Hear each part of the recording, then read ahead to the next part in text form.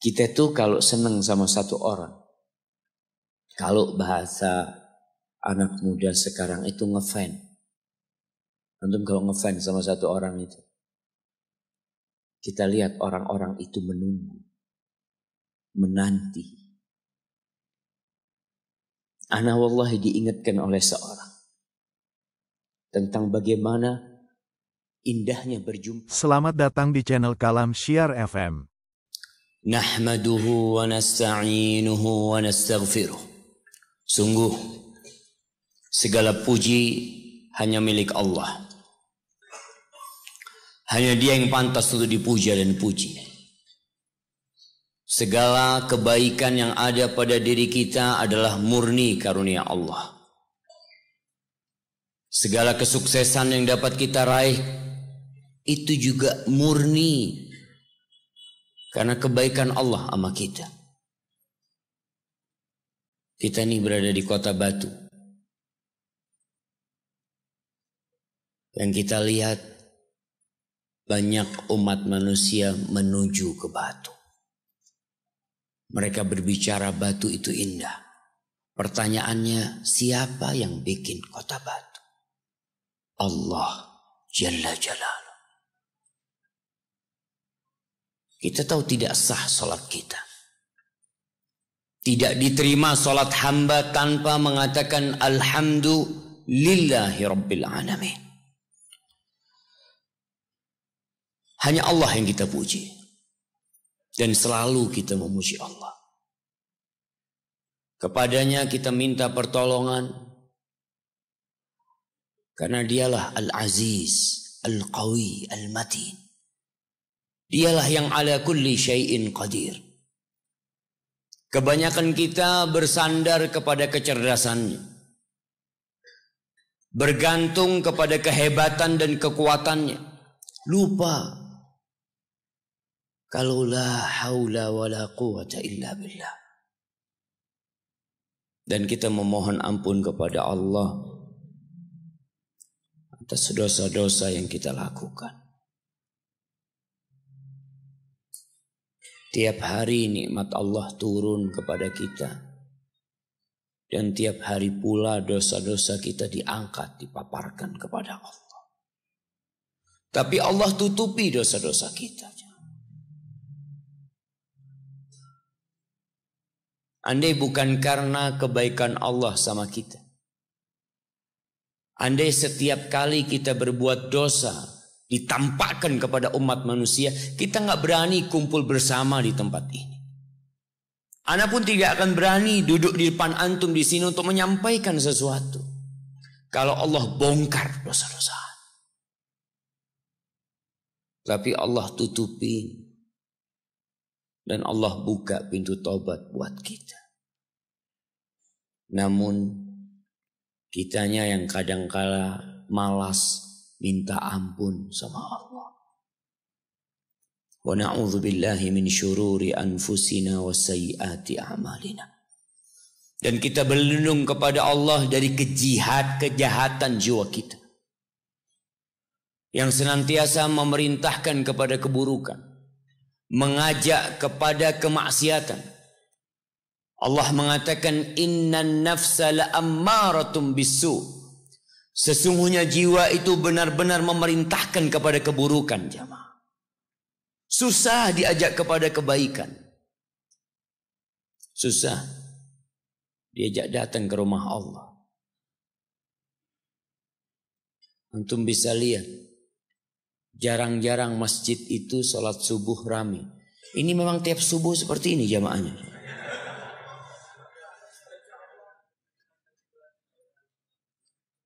Kalau masjid-masjid itu setiap subuh rame seperti ini, tinggal sedikit lagi.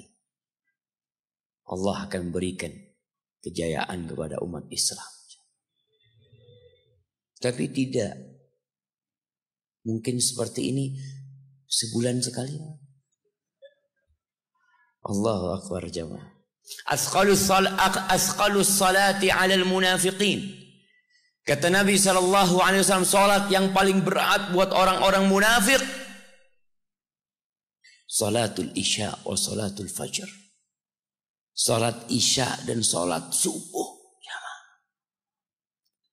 Kenapa? Karena orang munafik berangkat ke masjid. Berangkat kadang-kadang orang munafik ke masjid. Tapi berat buat dia. Idza qamu ila sholati qamu kusala. Kalau mereka berdiri menuju ke tempat sholat untuk mendirikan sholat, mereka melakukannya dengan penuh kemalasan.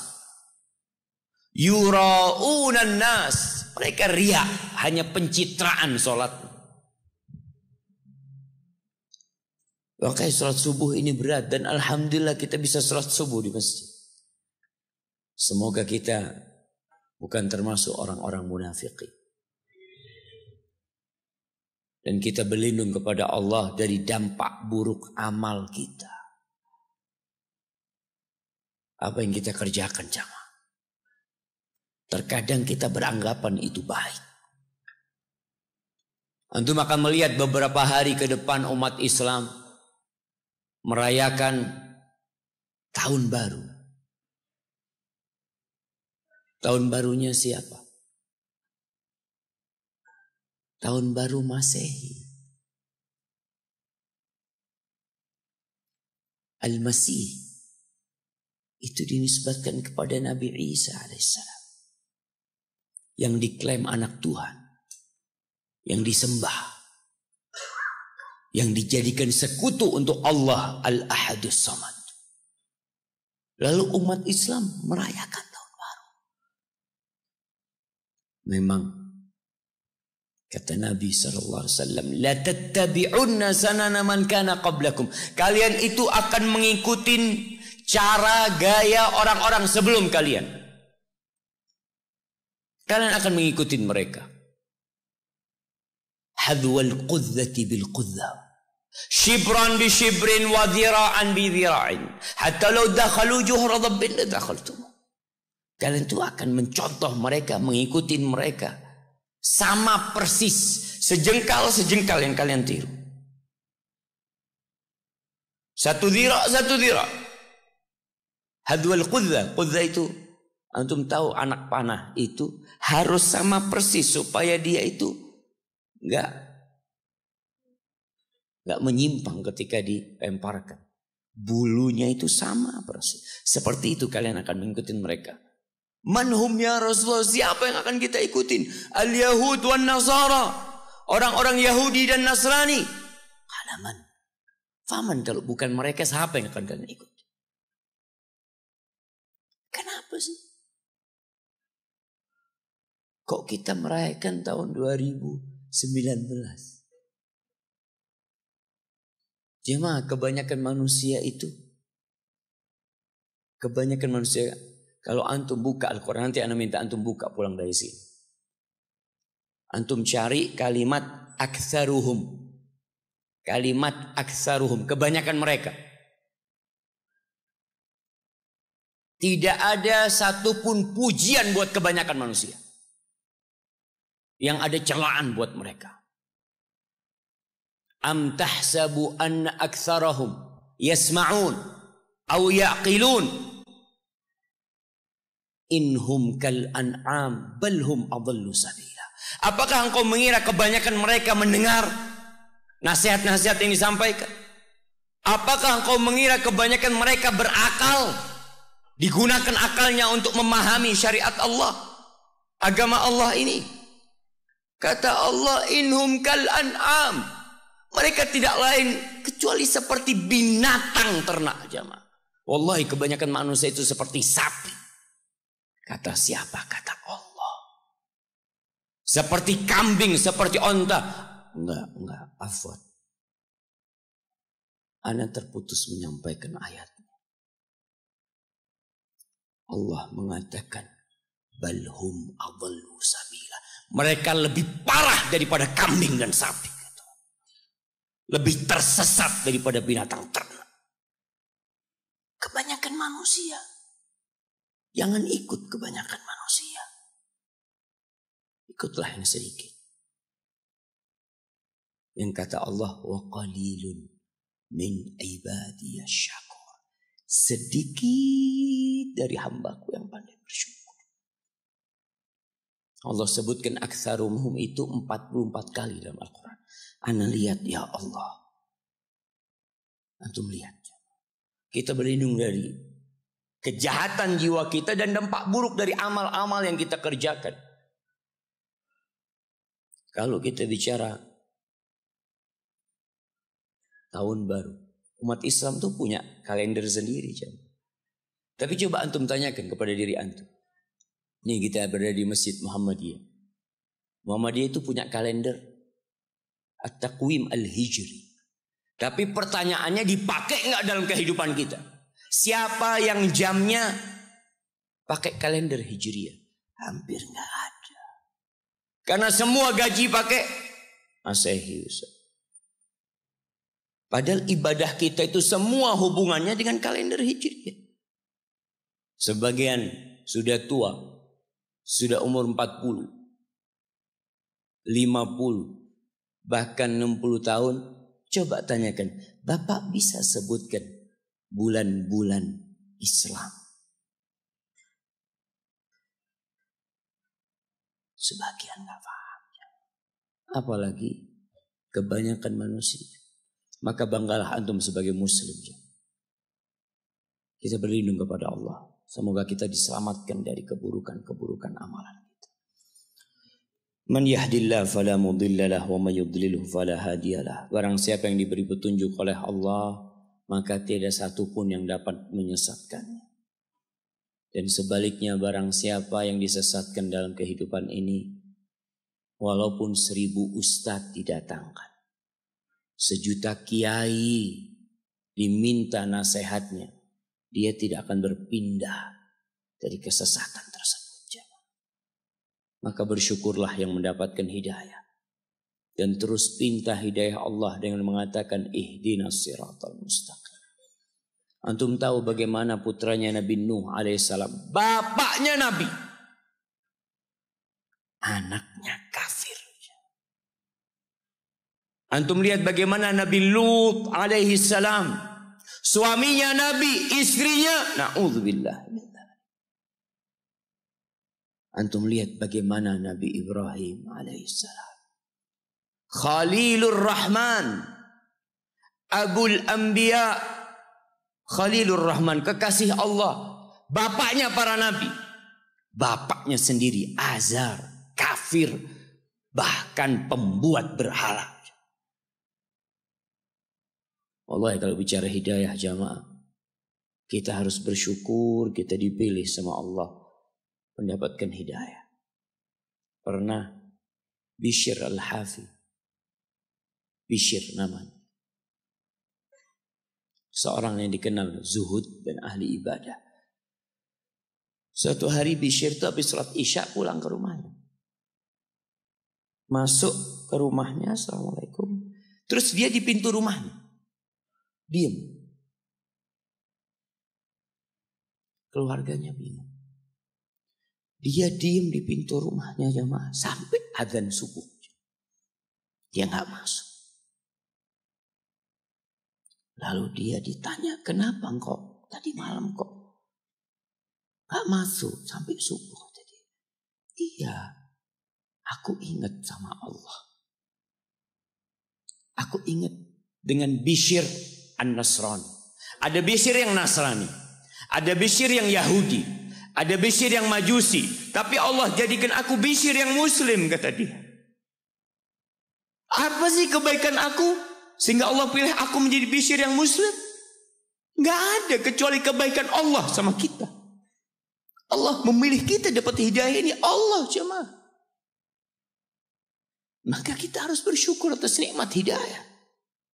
Kita lebih sering bersyukur dengan uang yang kita terima, dengan rumah yang kita beli, dengan mobil yang kita naikin daripada hidayah yang Allah karuniakan kepada kita.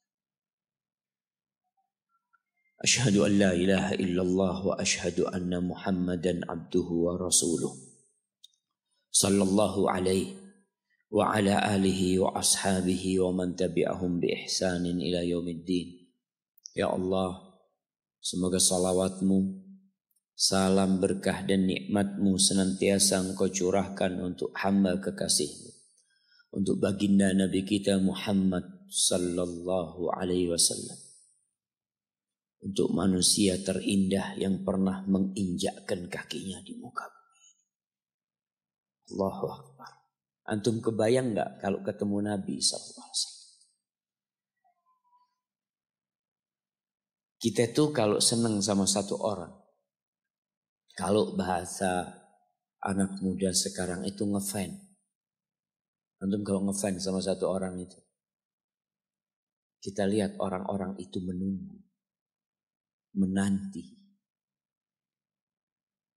Ana wallahi diingatkan oleh seorang tentang bagaimana indahnya berjumpa dengan Nabi SAW. Ketika itu ana di airport Jakarta, ada satu orang, dia salaman sama ana. Dia menangis.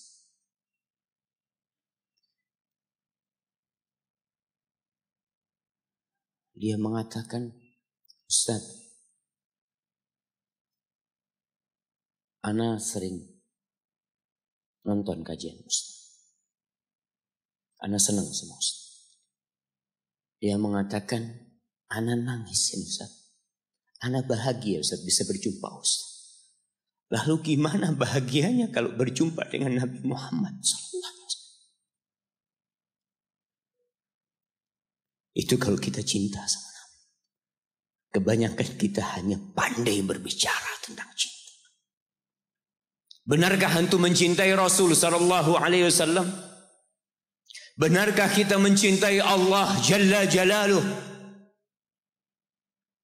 Yang kata Allah, tatkala ada manusia-manusia yang mengklaim dirinya cinta kepada Allah, Allah turunkan satu ayat ujian buat mereka.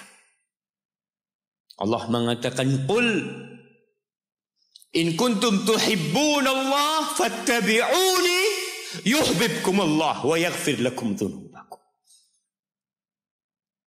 Katakan kepada mereka yang mengaku mencintai Allah, kalau benar cinta kalian kepada Allah, maka ikutin aku, kata Nabi. Ikutin Nabi. Ikutin ajarannya. Ikutin agamanya. Ikutin sunnahnya. Tegakkan syariatnya. Itu kalau engkau ngaku cinta. Allah akan cinta sama kalian. Dan Allah akan mengampuni dosa-dosa kalian. Tapi jemaah, benarkah kita mengikuti Nabi? Sholawat aja jarang. Antum tanya sama diri antum. Kemarin tuh hari Jumat, afdalul ayyam, sayyidul ayyam, khairu yaumin tala'at fihi syams. Hari yang termulia yang pernah terbit matahari di dalamnya, hari Jumat.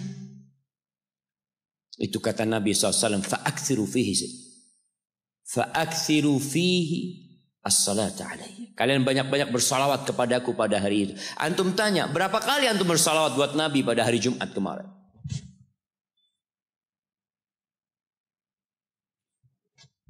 Malu kita jemaah. Yang mengaku followernya Muhammad sallallahu alaihi wasallam. Pengikutnya Nabi Muhammad SAW. Ada sebagian yang mengaku umatnya Muhammad sallallahu alaihi wasallam tapi jadi followernya Ronaldo. Antum jadi followernya orang kafir. Orang pelaku kemaksiatan. Yang punya anak-anak hasil zina. Dan antum agungkan orang itu. Enggak, dia orang hebat. Subhanallah. Apa kehebatan dia sehingga antum ikuti? Antum jangan jadi orang-orang yang kata Allah, ya'lamuna zahiran minal hayatid dunya wa hum 'anil akhirati hum ghafilun. Mereka hanya tahu yang zahir dari kehidupan dunia ini dan lalai dari kehidupan akhirat. Itu antum ikuti. Sama antum seperti mereka. Maka jemaah, banyak-banyaklah bersalawat buat Nabi alaihi salatu wassalam. Nabi sih gak butuh sama salawat antum. Kalau seluruh jamaah Masjid At-Taqwa gak bersalawat, itu tidak akan mengurangi kehormatan Nabi SAW. Kalau seluruh umat Islam di muka bumi ini nggak ada yang bersolawat, Allah itu sudah solawat buat Nabi. Malaikat-malaikat Allah yang jumlahnya tak terhingga, mereka itu solawat buat Nabi. Nabi SAW pernah mengatakan, Attatis sama wa huqqalaha anta'id. Langit itu merintih jemaah, dan pantas langit itu merintih. Kenapa? Ma min maudi'i arba'i asabi. Tidak ada satu tempat di langit seluas 4 jari ini illa wa malakun wadi'un jabhatahu. Kecuali di situ ada malaikat yang meletakkan keningnya. Semuanya berselawat buat Nabi. Innallaha wa malaikatahu yusalluna 'alan nabi. Allahu akbar. Sesungguhnya Allah dan para malaikatnya bersolawat buat Nabi. Allah yang menciptakan surga dan neraka. Allah yang rahmatnya meliputi segala sesuatu itu bersolawat buat Nabi. Lalu Allah panggil kita. Allah katakan, ya ayyuhalladzina amanu sallu alaihi wa sallimu taslima. Allah katakan, wahai orang-orang yang beriman. Yang enggak beriman tutup telinganya.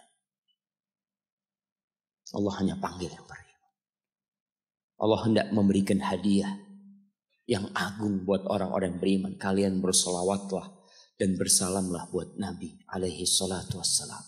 Allahumma salli wa sallim wa zid wa barik wa an'im ala sayyidina wa maulana Muhammadin wa ala alihi wa ashabihi ajma'in. Amma ba'd. Jemaah, hari ini tanggal berapa? Tanggal 22 katanya. Kebanyakan kita mengatakan hari ini tanggal 22. Karena tahu sebentar lagi tahun baru. Tahun barunya orang Nasrani. Ada sebagian mengatakan, insya Allah Pak Ustadz ketemu tahun depan. Tahun depan apa? Sekarang ini tanggal 14 Rabiul Awal. Rabiul Tsani afwan. 14 Rabiul Tsani. Enggak ada tahun depan. Kita ketemu insyaallah bulan Jumadal Ula. Enggak ada. Buat kita umat Islam yang Nasrani silahkan. Kalau antum merasa Nasrani, enggak Ustaz, ana ikut kalender Masehi. Kita ini jamaah di Indonesia mayoritas jamaah. Kita itu mayoritas. Tunjukkan di negeri ini bahwa kita muslimin. Kita nggak kenal sama Masehi. Nabi nggak pernah kenal dengan Masehi. Abu Bakar nggak kenal, Umar nggak kenal, Utsman nggak kenal, Ali nggak kenal. Kita kenal. Dan kita merasa lebih baik dari mereka. Nggak ada. Hari ini tanggal 14 Rabiul Tsani. Rabiul Akhir 1440 Hijriah. Kemarin kita selesai bulan Dzulhijjah. Menghujung tahun umat Islam itu penuh dengan ibadah. Haji di bulan Dzulhijjah. Awal tahun umat Islam itu penuh dengan ibadah. Bulan Muharram. Afdhalus siyam ba'da Ramadan Syahrullahil Muharram. Sebaik-baiknya puasa setelah bulan Ramadan adalah bulan Allah, bulan Muharram jamaah. Itu awal tahun umat Islam. Akhirnya haji, awalnya bulan Muharram. Tapi biasa-biasa aja kita menghadapi bulan Muharram jamaah. Allah jamaah. Di tanggal 14, tapi karena kebanyakan umat Islam di Indonesia ini nggak tahu sama tanggal 14 Rabiul Tsani. Kenapa? Ya salah satu penyebabnya jamaah, gaji kita itu pakai Masehi.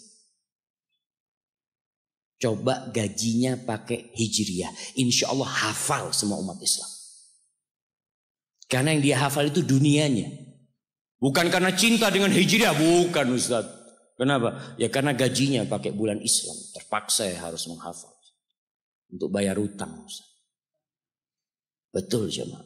Maka yang punya perusahaan, punya apa, bikin gajinya pakai Hijriah. Tukangnya insya Allah hafal bulan Hijriah. Gak usah antum suruh.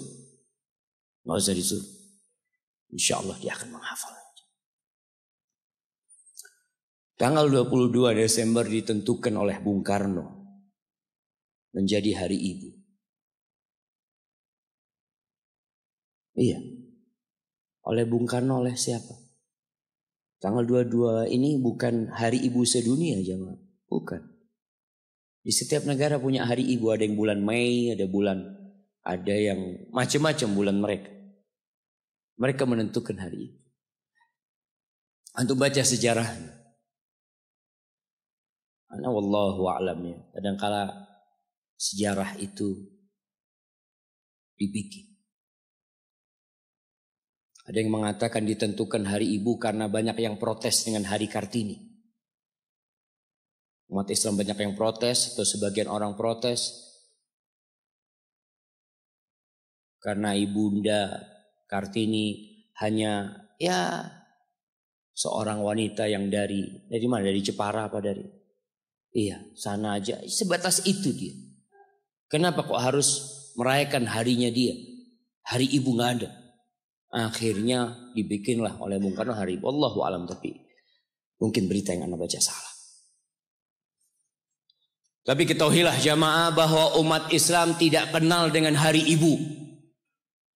Sekali lagi muslimin, kita nggak kenal dengan Hari Ibu. Kenapa? Karena semua hari kita milik ibu kita. Pantaskah ibu kita? Pantaskah ibu kita yang hamil kita selama 9 bulan, melahirkan kita, mempertaruhkan nyawanya, menyusui kita, sehingga tubuh kita semua tidak lain adalah darah dagingnya. Dan antum bisa melihat pusar yang ada di perut antum. Antum kalau mandi antum melihat pusar antum. Dari situ antum pernah minum darah ibu antum selama 9 bulan. Dari sana. Pantaskah orang yang berkorban segala-galanya buat kita dapat 1 hari dari kehidupan kita? Hanya sehari. Hanya sebuah hadiah. Hanya ucapan terima kasih sekali dalam setahun. Dalam 354 hari. Dalam setahun berapa hari jemaah? Dalam setahun berapa hari?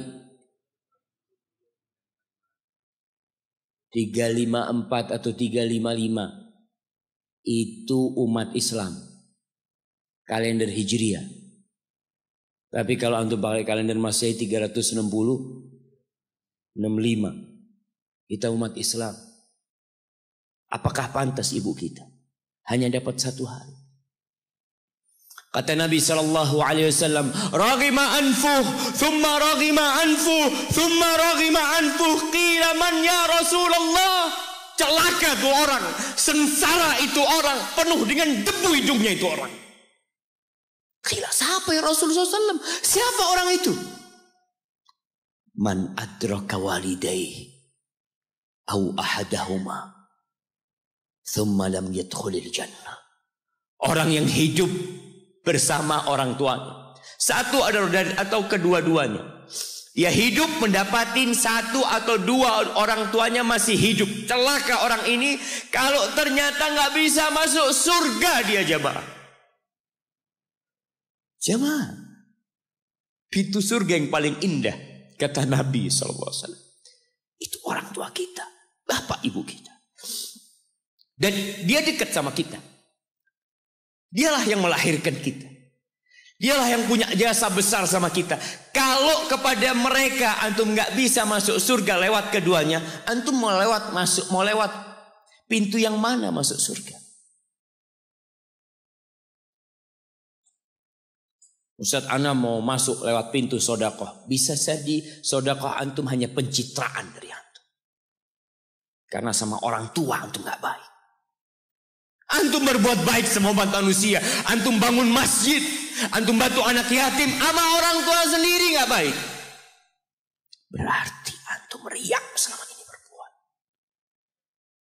Wallahi jamaah, kita perlu lihat awsatu abwabil jannah. Pernah ada seorang yang bertanya kepada Abu Darda. Dia mengatakan, ya Abu Darda, ibuku nyuruh aku menceraikan istriku. Kata Abu Darda, sami'tu Rasulullah sallallahu alaihi wasallam yaqul. Aku mendengar Rasulullah SAW bersabda, al-walid awsatu abwabil jannah. Orang tua itu pintu surga yang paling indah. Fa in syi'ta fa'adi dzalikal bab aw ihfazhu. Kalau engkau mau, engkau buang itu pintu. Kalau engkau mau, engkau jaga itu pintu. Wallahi jamaah, enggak main-main urusan berbakti sama orang tua. Sebagian umat Islam hidup dengan gaya orang-orang kafir. Memang di barat itu, mungkin nggak semuanya. Itu anak kalau umur 18 tahun itu sudah bebas. Dia mau berbuat apa, orang tuanya tidak bisa intervensi. Makanya kadangkala ya ada umat Islam di sana jamaah. Di Amerika. Anak punya teman dia lagi ziarah ke rumah temannya dari Jamaika. Dia tanya, mana putrimu fulanah kemana? Kata bapaknya, nggak tahu.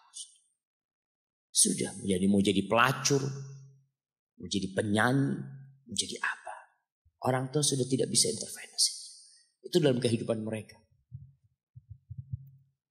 Dan mereka juga anak-anak tidak ada kewajiban untuk memberikan nafkah kepada orang tuanya. Dalam budaya mereka selesai sudah. Sehingga banyak di sana panti jompo. Tempat orang tua dititipkan di sana. Kenapa? Karena anaknya udah hanya mengingat ibunya setahun sekali. Mengingat, nggak ada hari bapak, ada hari bapak jamaah. Ada. Belum. Ada hari bapak. Di Indonesia ada. Tanggal berapa? Anak kok nggak pernah dapat hari bapak ya?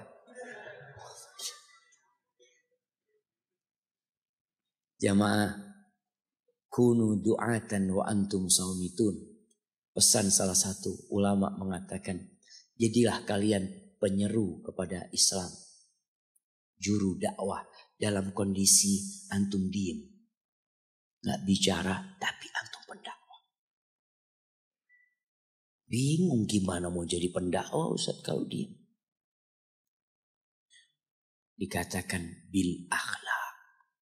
Dengan akhlak kalian. Ada seorang suami istri bawa ibunya.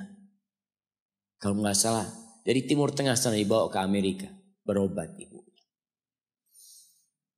Itu yang perempuan itu, istrinya, itu nangis terus jagain ibunya. Di ruang ICU, dia nunggu di luar.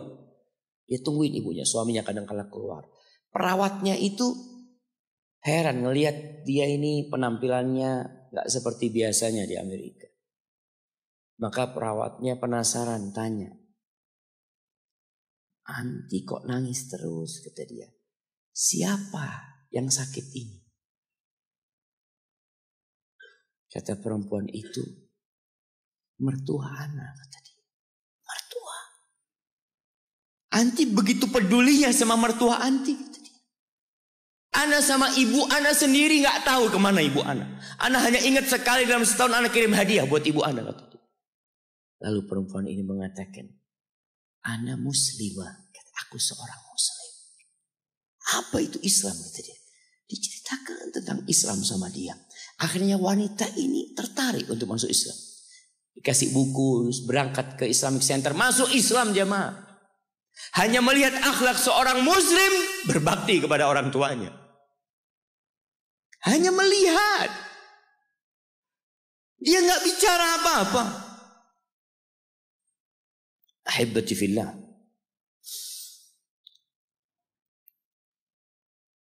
Di surat Al-Ahqaf ayat 15. Surat Al-Ahqaf ayat 15. Nanti dibaca. Karena kita itu disuruh membaca sama Allah.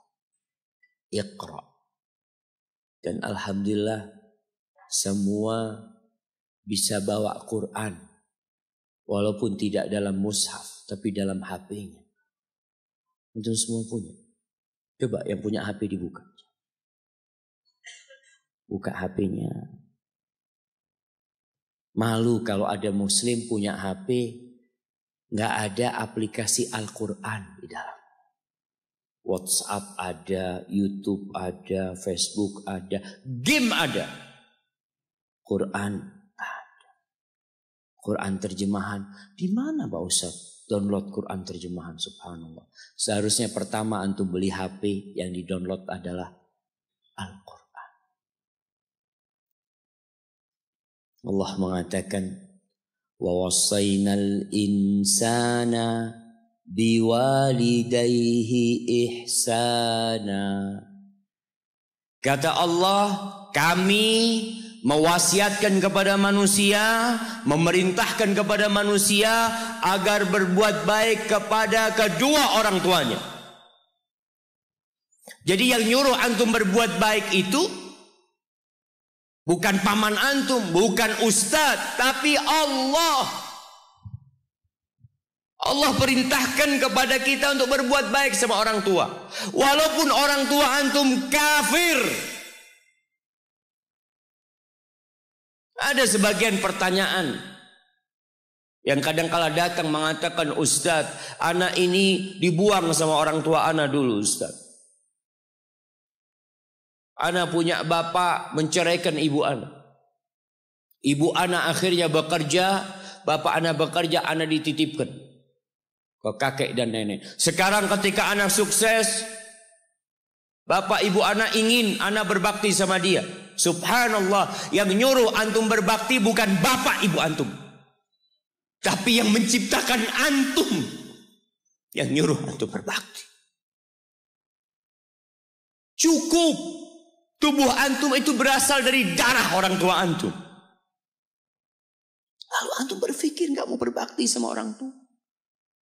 Yang orang tuanya jahat sama dia, merasa dizalimin sama orang tua. Orang tua anak pilih kasih Ustaz. Orang tua anak seperti ini, seperti itu. Iya, seburuk apapun orang tuamu, tetap itu orang tuamu. Dan Allah nyuruh kamu berbuat baik sama orang tua.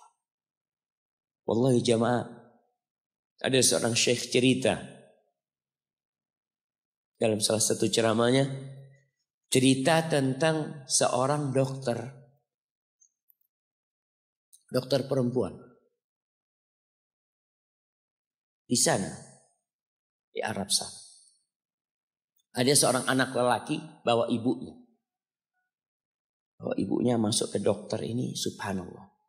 Ibunya ini gila. Anak-anak muda, belum nikah. Dia bawa ibunya. Nanti ibunya tersenyum sendiri, ketawa sendiri. Masuk ke ruang dokter itu, mejanya dokter diputerin sama ibunya. Anaknya minta maaf, ya dok, kata dia. Sekali-kali nanti ngeliat di televisi dokter itu, ada gambarnya Ka'bah. Ibunya ngomong, nak kau, bukan nak ngomong, kamu bohong Mat. Mat kau bohong sama ibu, katanya mau dibawa umroh ibu, kata dia. Nanti diludahin anaknya, digigit anaknya. Nanti kerudungnya ibunya terbuka, dipasangin lagi.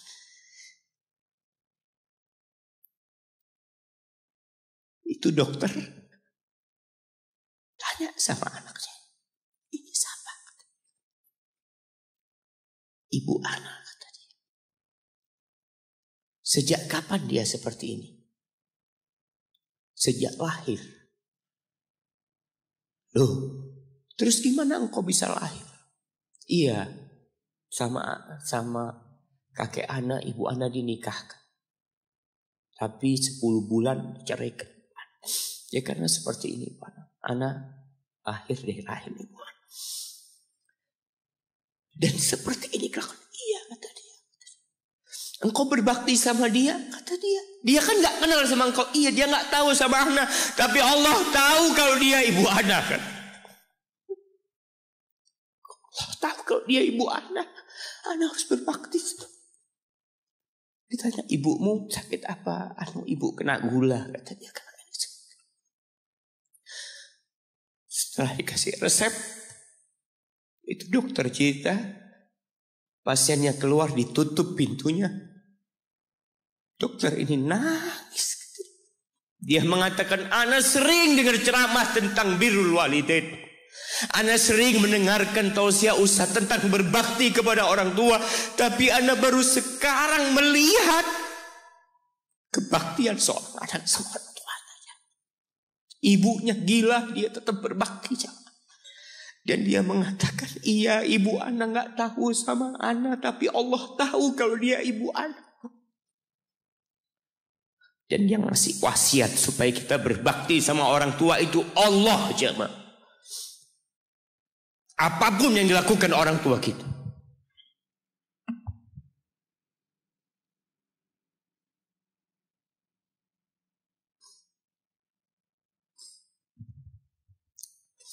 Apalagi ibu.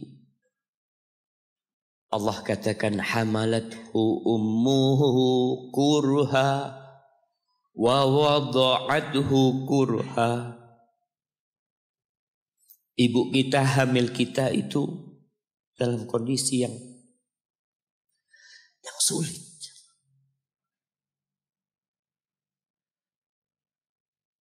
Ada ibu yang harus bed rest demi anaknya lahir. Demi kita lahir, ibu kita itu bed rest. Capek dikit keluar darah. Ada yang harus hamil kita dalam kondisi dia ditinggal sama suami. Dia harus cari nafkah sendiri. Ada yang harus muntah-muntah demi kita. Allah. Lalu kita berdiri buat ibu kita. Capek. Diceritakan seorang. Ya kita semua tahu ceritanya. Tentang 3 orang yang masuk ke dalam gua. Kemudian gua itu tertutup dengan batu yang menggelinding. Lalu mereka bertawasul dengan amal soleh mereka. Salah satunya yang mengatakan, ya Rabbi, Allahumma, ya Allah, aku punya 2 orang tua. Aku punya 2 orang tua. Yang aku senantiasa memberikan susu kepada keduanya sebelum keluarga yang lain minum susu. Dia sudah menikah, dia punya istri, punya anak. Pada suatu hari ya Allah, aku kejauhan cari rumput. Sehingga aku balik dalam kondisi orang tua sudah tidur.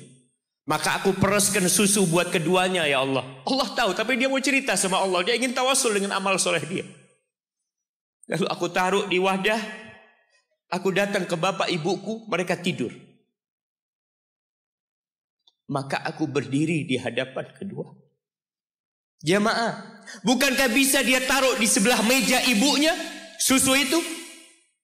Dia ambilkan meja, taruh di sana, dia bisa tidur. Dia sudah berbakti sama orang tuanya dengan seperti itu. Tapi anak ini tidak. Aku berdiri, ya Allah, aku gak ingin membangunkan keduanya. Dan aku terus berdiri, aku pegang itu susunya. Sampai mau subuh bangun, aku serahkan kepada kedua. Anak-anaknya nangis minta susu. Kata dia, lah, sampai bapak ibu aku minum. Kalian jangan minum. Kita kadang-kala sudah menikah lebih peduli sama istri kita. Lebih peduli sama anak-anak kita. Nggak ada hadis yang mengatakan anak itu pintu surga, jemaah. Yang ada itu orang tua pintu surga.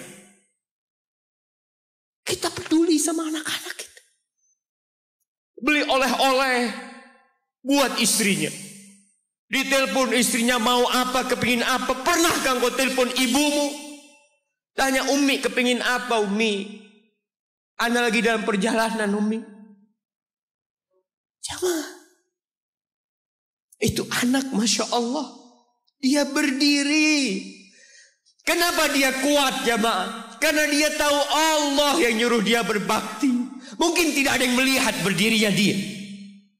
Tapi Nabi ceritakan berdirinya dia. Dari malam jamaah sampai pagi.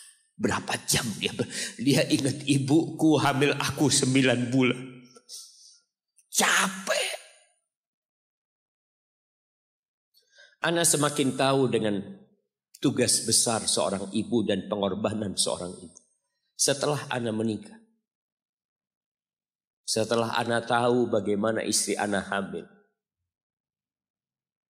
Ketika dia harus tidur gak enak. Makan muntah. Muntah aja Ana melihat istri Ana sampai lemas dia. Ana ingat begini ibu Ana hamil. Lalu kita lupa jemaah. Kita sok sukses. Mungkin engkau lebih sukses dari orang tuamu. Tapi kalau enggak ada bapak ibu, engkau enggak akan pernah lahir di muka bumi.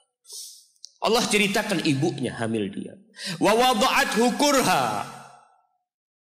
Dan melahirkannya dalam kondisi sulit. Kadangkala perut ibu kita itu disobek.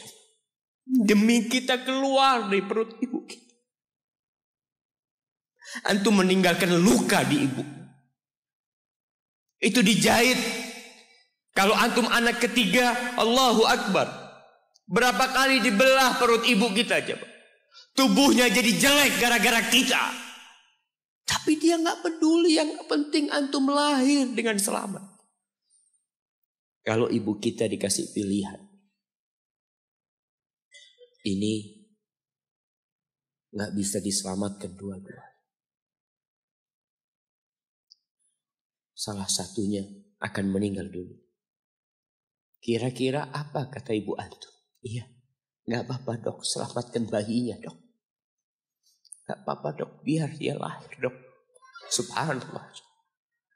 Berapa banyak ibu yang meninggal dunia ketika dia melahirkan anak. Wa hamluhu wa fisaluhu 30 syahra. Hamilnya dan menyusuinya itu 30 bulan. Artinya bukan ketika antum lahir selesai lelahnya ibu kita. Memang ketika antum lahir dengan selamat, Allahu Akbar. Ibu itu lupa dengan rasa sakit dia 9 bulan. Ibu itu lupa dengan jeritan dia mengeluarkan kita ketika kesakitan. Itu lupa. Dia tersenyum, dia bawa anaknya, ditaruh di dadanya. Allahu Akbar. Kalaupun ada air mata yang menetes, itu air mata kebahagiaan orang tua dengan hadirnya kita di muka bumi ini. Lalu kita bisa berjalan. Kita nggak bisa apa-apa lahirnya. Allah rekam kebaikan ibu kita. Kita disusui sama ibu kita. Berapa bulan? 2 tahun. 24 bulan disusui. Mungkin ada yang kurang, mungkin ada yang lebih. Tapi yang jelas kondisi kita tidak bisa berbuat apa-apa. Kita hanya bisa menangis jemaah. Antum lapar menangis, buang kotoran menangis. Siapa yang datang membersihkan kotoran antum? Ibu antum. Yang gendong antum siapa? Ibu antum. Dia susui. Subhanallah, sampai anaknya agak besar sedikit, diajari bicara sama ibunya, diajak ngomong sama ibunya, diajarin berdiri sama ibunya, diajarin berjalan sama orang tuanya. Allahu Akbar. Kemudian ketika antum sukses, antum berangkat ke luar negeri, antum berangkat ke luar kota, meninggalkan kedua orang tua antum, boleh, asalkan dengan ridho orang tua antum. Kalau ibu antum telepon, antum di Batu sini, kuliah, Sampai sukses jadi pengusaha di sini. Ibu antum di kampung telepon, "Nah, ibu ingin engkau balik ke kampung." Jangan pernah mengatakan, "Bu, anak kerjanya di sini, Ibu. Saya ditugaskan di sini." Tinggalkan semua pekerjaanmu, pulang ke rumah. "Ustaz, gimana dengan istri dan anak-anak anak?" Yang ngasih makan istri sama anak-anak antum itu Allah Jalla Jalla. Bawa pulang ke kampung. Hidup sama ibu antum. Jamaah, ada seorang sahabat yang izin untuk berjihad. Izin untuk mendapatkan surga yang paling tinggi. Izin untuk bisa memberikan syafaat kepada 70 dari keluarganya. Kalau dia mati syahid, dia datang kepada Nabi SAW. Ditanya, "Bapak ibumu hidup?" "Iya," kata dia. "Pulang engkau ke sana. Fazammal jannah." Di sana ada surga. Ilzam rijlaiha. Engkau tetap di kaki ibu.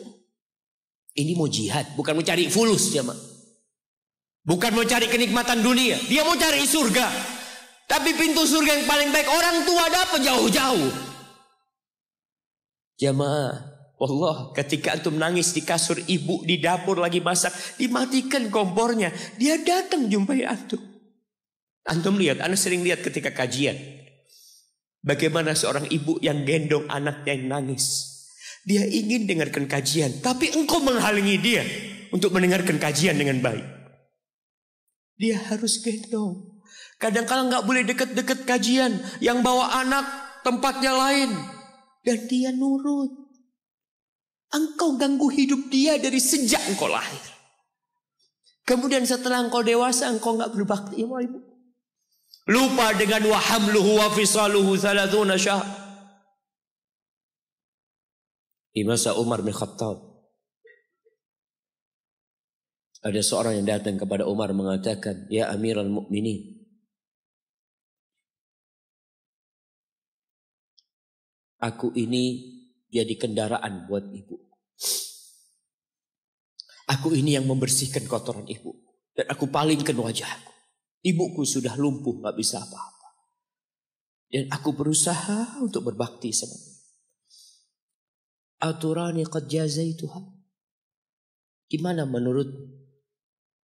Apakah aku sudah balas kebaikan ibuku? Kata Umar, "La," kata dia. "Enggak, belum.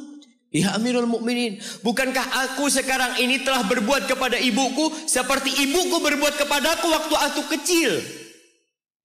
Artinya sama pekerjaannya sekarang ini. Aku yang menyuapin ibuku, aku yang membersihkan ibuku, yang mengantarkan dia ke kamar mandi. Semua yang pernah dilakukan ibuku, kira-kira sudah aku lakukan semua sekarang. Kata Umar, enggak sama, kata dia. Ibumu waktu merawatmu ketika engkau kecil, ibumu berharap engkau bisa hidup. Sedangkan engkau sekarang merawat ibumu ketika sudah tua sakit-sakitan, engkau berharap ibumu mati. Allah, iya, kita kadang-kadang merasa lelah merawat ibu yang sudah tua. Merasa kadang-kadang, ya Allah, kalau ibu ini meninggal insya Allah lebih baik. Antum mau istirahat. Allah, iya, belum. Suatu hari tatkala Abdullah bin Umar tawaf, ada seorang yang menggendong ibunya.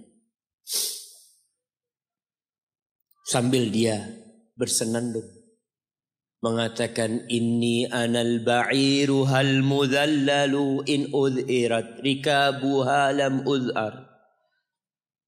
Aku ini adalah tunggangan ibuku yang taat dan patuh.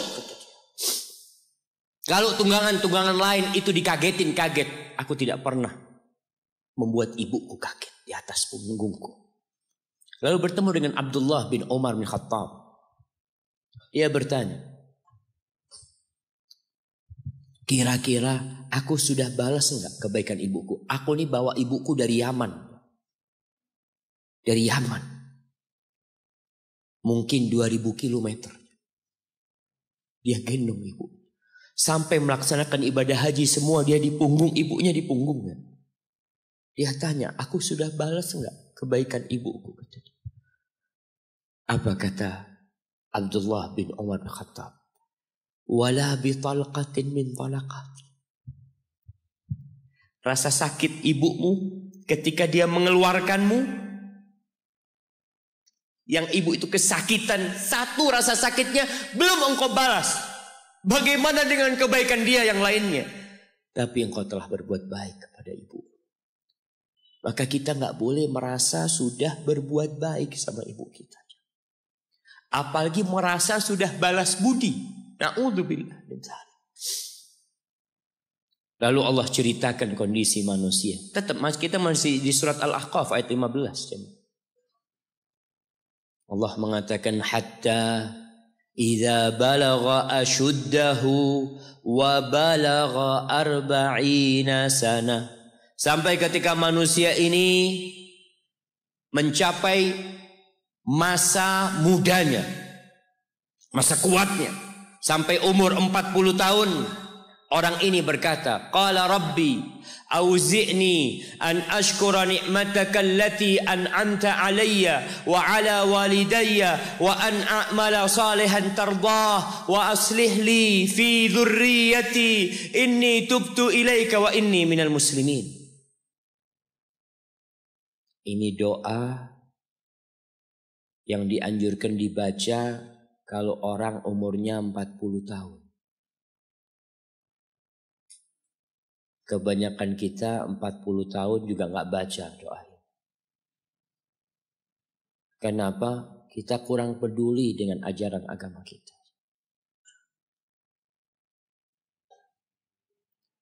Ada istilah yang mengatakan hidup itu dimulai dari umur 40 tahun. Iya, para nabi itu diutus ketika umur 40 tahun. Tapi 40 tahun pakai hitungan hijriyah. Antum kebanyakan kelewatan. Kalaupun antum baca biasanya pakai kalender Masehi. Apa yang dibaca ketika umur 40 tahun? Biasanya orang umur 40 tahun ini sudah mapan hidupnya. Sudah punya istri, sudah punya anak, sudah punya usaha. Ada yang sebelum itu sudah mapan. Tapi kebanyakan 40 tahun itu ya rata-rata lah. Mereka udah mapan hidup. Orang ini berdoa mengatakan, Rabbi, wahai Rabbku. Jamaah, kebanyakan doa para nabi dalam Al-Quranul Karim itu memakai nama Allah Ar-Rabb, Rabbana, Rabbi. Para ulama menjelaskan karena kalimat Rabb ini menunjukkan kalau antum itu milik Allah. Rabbi, engkau yang memiliki aku ya Allah. Engkau yang memiliki segala-galanya. Auzi'ni an ashkura ni'mataka allati an'amta alayya. Bantulah hamba ya Allah untuk mensyukuri nikmat yang kau berikan kepada hamba wa ala walidayya, dan kepada kedua orang tua hamba. Ingat dia sama orang tuanya. Ingat. Kebanyakan orang lupa nih, dalam Islam umur 40 tahun harus lebih ingat sama orang tua. Jamaah, kalau antum jenderal bintang 4. Kalau antum seorang gubernur atau seorang raja atau seorang presiden pun, ketika antum berhadapan sama bapak, ibu antum, pangkat antum tetap anak. Mungkin orang tua antum gak lulus SD. Mungkin gak pernah mengenyam bangku kuliah. Antum mungkin dokter, mungkin profesor. Orang yang dihormatin orang, jangan minta penghormatan dari bapak dan ibumu. Engkau yang harus menghormatin keduanya. Maka diingatkan orang umur 40 tahun, ingat sama orang tuanya. Antum lihat, di mana antum campakkan orang tua antum. Di mana antum tinggalkan orang tua antum. Ridallah fi ridal walidain. Keridhaan Allah bergantung kepada keridhaan orang tua kita. Wa sukhtullah fi sukhtil walidain. Dan kemurkaan Allah bergantung dengan kemurkaan kedua orang tua kita. wa an a'mala salihan tardah. Bantulah hamba untuk beramal soleh yang kau ridha ini. Wa aslih li fi dzurriyyati, dan perbaiki aku di anak keturunanku ya Allah. Jamaah, balasan untuk orang yang berbakti kepada orang tuanya kontan Allah bayar di dunia sebelum di akhirat. Balasan buat orang yang durhaka sama orang tuanya kontan nih, dibayar di dunia sebelum di akhirat. Ma min dzambin ahaqqu an yu'ajjilallahu lahul uquba fid dunya ma'a ma yudakhiru lahu fil akhirah minal baghi wa qati'atir rahim wa fi riwayah wal uquq. Tidak ada dosa yang lebih pantas untuk dibalas di dunia sebelum di akhirat nanti daripada kezaliman dan kedurhakaan kepada orang tua. Jadi kalau bicara berbakti sama orang tua, itu bukan kita ngasih tahu sama anak kita, nah kamu harus berbakti sama orang tua, nah kamu harus seperti ini pada orang tua. Nggak perlu. Anak-anak itu perlu contoh dari bapak dan ibu. Berikan contoh, dia akan berbakti. Ingat seorang anak yang dia tinggal sama bapaknya. Bapaknya tinggal sama dia. Bahasanya bapaknya tinggal sama dia. Berarti bapaknya ikut dia. Bukan dia yang ikut bapak. Sudah tua bapak. Istrinya kurang suka sama bapak. Ya udah tua ngerepotin. Akhirnya istrinya usul. Gimana kalau bapak ditaruh di atap? Jadi rumah itu ada atap, ada kamar biasanya di sana di Arab sana. Akhirnya si suami nurutin istri. Mengatakan, ayah keberatan enggak kalau tinggal di atas? Oh enggak apa-apa nak, yang penting kau seneng nak. Bayangkan. Wallahi orang tua kita itu. Yang penting anaknya bahagia. Akhirnya dipindah ke atas. Tiap hari bapaknya ini dikirimin pakai piring dari plastik. Plastik apa seng nggak lupa. Kirimin ke atas makan ya, nanti bajunya dicuci. Pokoknya nggak kumpul sama cucu-cucunya. Seakan-akan diasingkan di sana. Sampai meninggal dunia. Sudah meninggal, selesai. Orang itu kalau orang tua yang meninggal selesai, sudah beban hidup dia. Padahal itu pintu surga yang sudah ditutup buat antum. Maka sebagian ulama ketika ibunya meninggal menangis. Ditanya, kenapa engkau menangis seperti ini? Kata dia, gimana aku tidak menangis? Pintu surga terbaik udah tertutup buat aku, kata dia. Udah selesai. Aku belum berbakti sama dia, dia sudah meninggal. Akhirnya ketika meninggal dikubur, bapak anaknya ini mau bersih-bersih kamar bapaknya. Bersama anak dia. Bersih-bersih, sudah dimasukin kantong hitam ya. Macam-macam. Ketika piring tempat anaknya ini ngirim makanan buat bapaknya. Mungkin cucunya juga ngirim buat bapaknya. Mau dibuang. Kata anaknya, ayah jangan ayah. Buat aku ayah. Kata dia. Kenapa nak? Buat apa piringnya? Iya ayah. Nanti kalau ayah sudah tua, aku akan pakai ini buat ayah. Anaknya anak kecil gak tahu apa-apa aja. Dia pikir itulah berbakti sama orang tua. Dia ingin mengulangi apa yang dia lihat, dia ingin praktekkan sama bapak. Bukan karena dia ingin durhaka, bukan. Karena dia berpikir itulah kebaktian jemaah. Ketika si anak ini melihat anaknya mengatakan itu, dia nangis dia jemaah. Dia ciumin baju bapaknya yang ada di sana. Selesai sudah jemaah. Selesai. Pintu surga itu sudah ditutup buat antum. Maka gak perlu antum kasih ceramah anak antum tentang berbakti. Antum minta sama Allah, perbaikin di anak keturunanku ya Allah. Iya. Agar mereka berbakti, bermanfaat. Buat kedua orang tuanya, buat negeri ini, buat agamanya. Tapi tidak hanya dengan omongan. Kalau seorang ayah suka duduk sama ibunya, pijetin kaki ibunya.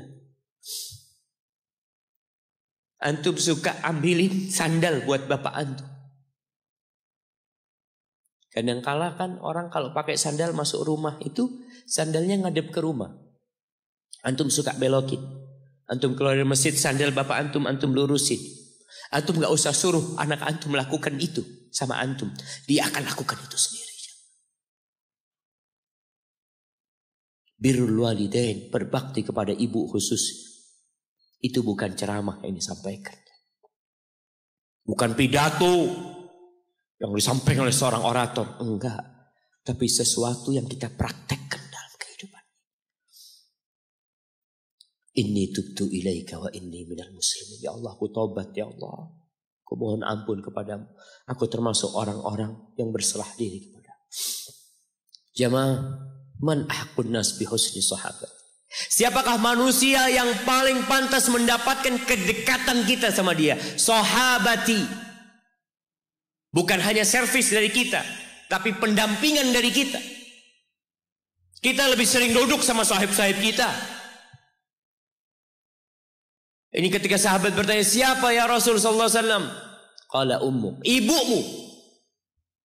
Qultu thumma man? Setelah ibu siapa? Ummuka, ibumu lagi. Qultu thumma man ya Rasulullah? Iya, aku tahu ibu. Kemudian ibumu lagi. Qultu thumma man? Thumma abuk, baru bapakmu, baru orang yang dekat lainnya. Bayangkan Rasulullah sallallahu alaihi wasallam ya, sampaikan ini kepada ya aktivis gender yang mengharapkan persamaan lelaki dengan wanita. Di dalam agama kita wanita diletakkan 3 kali di atas laki-laki dalam kebaktian. Bukan sama bapak, tidak. Maka bapak jangan pernah iri ketika melihat anaknya lebih cinta sama ibunya, lebih berbakti sama ibunya, karena itu syariat Allah Jalla Jalaluh. Iya, kita tetap berbakti sama bapak kita. Tapi ibu kita, kenapa kok ibu 3 kali? Bapak tidak ikut hamil. Rasa lelah ibu tidak pernah dirasakan bapak. Bapak tidak ikut melahirkan. Dia tidak pernah merasakan rasa sakit melahirkan. Bapak tidak pernah menyusuin. 3 ini pekerjaan ibu. Sehingga ibu dikasih tempat yang lebih tinggi. Bihusni sahabati. Dengan pendampingan kita. Dengan kebaikan kita. Ibu kita. Maka berusaha jamaah untuk sering-sering kumpul sama ibunya. Tadi kalau antum keluar kota, Masya Allah jamaah, anda bertemu dengan seorang lelaki yang sudah tua dia. Hampir 60-an. Ketemu di pesawat dari Jember ke Surabaya. Dia datang, dia cium tangan anak ngomong, afwan kata dia. Anak yang lebih pantas cium tangan antum, anak ngomong. Dia cerita, Ustaz. Anak itu sering dengar ceramah Ustaz, tapi nggak peduli. Sampai suatu hari, anak dapat kiriman video tentang berbakti sama ibu. Anak punya ibu sudah 70 tahun, Ustaz. Ada di Jember. Anak kerja di Jakarta. Anak ingin ibu ke Jakarta, ibu nggak tahan, ibu minta di Jember. Anda minta ridhonya, ibu ridho, anak tetap kerja di Jakarta. Anak dulu pulang Ustaz, ya kalau ada acara, ada yang menikah, Idul Fitri, Idul Adha pulang. Tapi sekarang sejak anak mendengar ceramah Ustaz tentang berbakti sama ibu, anak sebulan 3 kali pulang ke Jember. Ustaz. Duit bisa dicari, tapi ibu kalau mati, antum akan menyesal. Antum gak bakal ketemu lagi. Akan datang satu saat antum hanya ingin melihat wajah ibu antum. Gak ada lagi. 3 kali dia jamaah. Jangan takut duit antum habis untuk berbakti sama ibu. Jangan berpikir kalau uang untuk beli tiket terus Ustaz habis. Ya Allah, antum gak percaya sama Allah. Rasul SAW mengatakan, man ahabba ayyubsata lahu fi rizqih wa yunsa' lahu fi athari falyasil rahimah.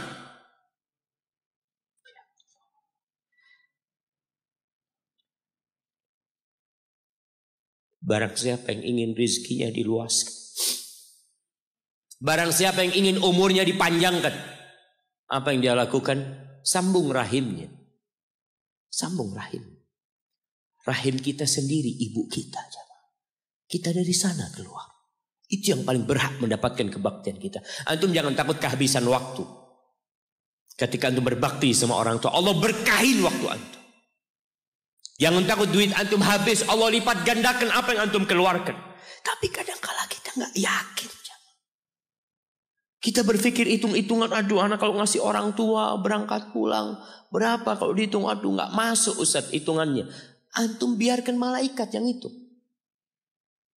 Kiraman katibin ya'lamuna ma taf'alun. Allah tuh punya malaikat-malaikat mulia yang tugasnya mencatat. Dia tahu dengan apa yang antum kerjakan. Biarkan mereka yang mencatat. Biarkan mereka yang menghitung. Wallahi jamaah, kita tuh disuruh dekat sama orang tua kita. Apalagi kalau orang tua kita minta. Kalau enggak, ya mungkin dia ridho jauh. Tapi jangan dipikir dia suka antum jauh dari dia. Maka sebagai bentuk kebaktian anak, tetaplah antum dekat sama orang tua. Yang terakhir, di surah Luqman, ketika Allah mewasiatkan agar kita berbakti sama orang tua kita. Lalu Allah mengatakan, wa in jahadaka ala an tusyrika bi ma laysa laka bihi ilm fala tuti'huma. Kalau kedua orang tuamu memaksamu untuk melakukan kesyirikan, melakukan kekufuran, jangan taat kepada keduanya. Fala tuti'huma, jangan taat, jangan patuh. Tapi setelah itu Allah mengatakan, wa sahibhuma fid dunya ma'rufa. Sahibhuma, jadikan orang tua antum sahib antum. Temanin dia, jangan ditinggal. Kebanyakan di antara kita berkata, Ustaz, abah ana belum dapat hidayah, ibu ana belum dapat hidayah. Pertanyaannya, antum hidup di mana, ibu antum hidup di mana? Anak hidup di Jakarta, ibu anak hidup di kampung, orang tua anak hidup di kampung, antum setahun kali pulang. Kata Allah, sahibhuma fid dunya ma'rufa. Ini yang kafir. Temanin keduanya dalam kondisi penuh dengan kebaikan. Haibati fillah, sekali lagi anak sampaikan bahwasanya kebaktian kepada orang tua itu memiliki kedudukan yang tinggi setelah bertauhid kepada Allah. Wa qadha rabbuka alla ta'budu illa iyyah wa bil walidain ihsana imma yablughanna 'indaka al-kibara ahaduhuma aw kilahuma fala taqul lahumā uffin wa la tanharhuma wa qul lahumā qawlan karīma. Antum baca nanti surat Al-Isra ayat 23. Antum baca, jangan cuma dengar, baca tafsirnya. Supaya antum tahu bagaimana Allah menyuruh kita untuk berbakti kepada orang tua kita dan apa yang Allah inginkan. Hadza wallahu a'lam bissawab. Itu yang bisa Anda sampaikan pada kesempatan kali ini. Apabila itu benar, itu dari Allah Jalla Jalaluh. Kalau ada yang salah dan kurang berkenan, itu dari diri Anda pribadi, Allah dan Rasul yang terbebaskan dari kesalahan. Baik, kita masuk ke sesi tanya jawab. Ini pertanyaan Ustaz.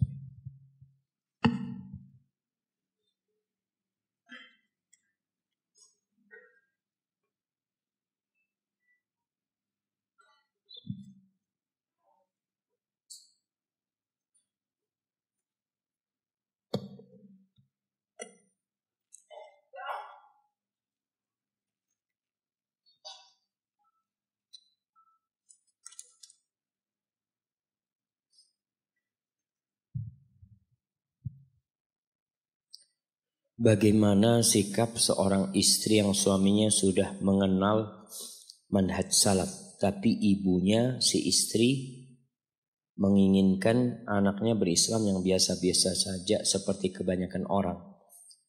Jika istri mengikuti suaminya, bapak ibunya membenci anaknya. Jamaah, kita ini Islam jangan yang aneh-aneh lah. Jangan yang biasa-biasa aja. Gimana Islam? Islam yang standar. Islam itu ada standarnya. Jangan dikurangin, jangan ditambahin. Yang berlebih-lebihan menyimpang. Yang kurang juga menyimpang. Terus gimana Islamnya? Itu sudah seperti Islamnya Rasulullah SAW. Pada waktu itu,